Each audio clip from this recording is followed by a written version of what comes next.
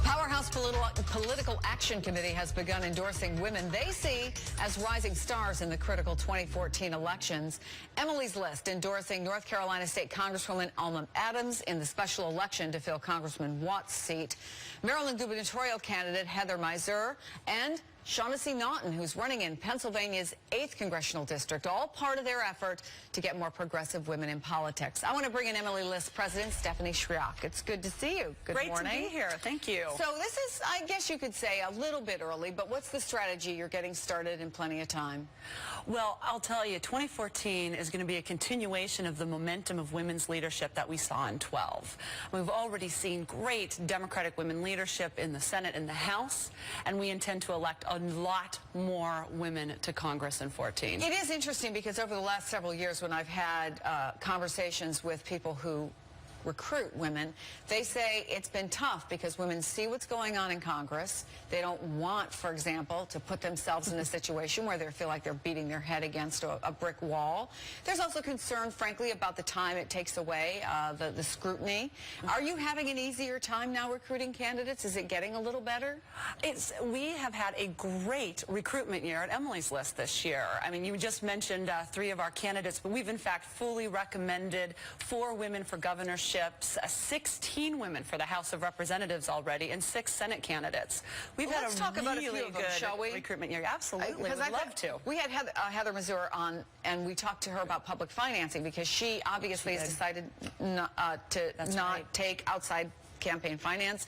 That's going to limit her to roughly $2.5 million, which could put her at a big disadvantage. Here's what she told me about that on the show.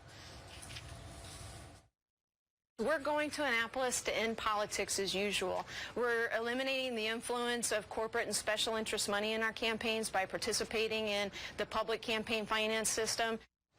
Can you win by doing that? Mizur is a progressive powerhouse in Maryland. She's got an incredible grassroots organization. The energy on the ground around her is really something. I think if anyone can, it will be her. And Emily's List is proud. Still a long shot, though, to be fair. This is a complicated race. Yeah. It's a 3-way primary, but she's the only woman. She'd be the first woman governor of Maryland, the first openly gay governor of Maryland. So there's a good reason to get behind this race, and she is really talented. Yeah, her backstory is really, really interesting. Right. You have House candidate Shaughnessy Naughton, and she has gone to several of these Emily List strategy sessions, their training sessions, and I'm wondering, what is your message to women? Do women run differently than men? Well, our first message is you got to run. Right? We just need to ensure that there's more and more women stepping up and running, and we've already endorsed more women this cycle, in the 14th cycle at this point, than we did last cycle in a historic year, number of women running. So we need them to run, and Emily's List is there to back them up. We're going to help find staff. We're going to train. We're going to do everything we can to increase those numbers. Here's the question I get, Stephanie, from women. Am I supposed to vote for a woman just because she's a woman? And what do you say to that question? Oh, you absolutely have to vote for the best candidate. But I'll tell you what, as we are seeing what has happened and the impact of women in Congress, I mean, you're talking about Senator Patty Murray and the budget deal that's been cut. You saw the reports after the shutdown of Senator John McCain coming out and saying it was the women who got the deal done. Women make a huge difference in our legislative bodies, and that is a reason to take a very serious look at these very qualified candidates who can make a huge difference. Everybody's talking still about Hillary Clinton, obviously, and whether or not she runs in 2016. The question now is, what's she going to do in 2014? We know that there's some indications, she's supportive of Senator Mark Pryor, but also Allison Lundergan Grimes, New Hampshire Senator Jeanne Shaheen. We're just getting a sense maybe that she's going to have a competitor who moves over, Scott Brown from Massachusetts. Yes, who just moved to New Hampshire. New Hampshire. So how much of an impact could Hillary Clinton have, particularly on getting women candidates elected?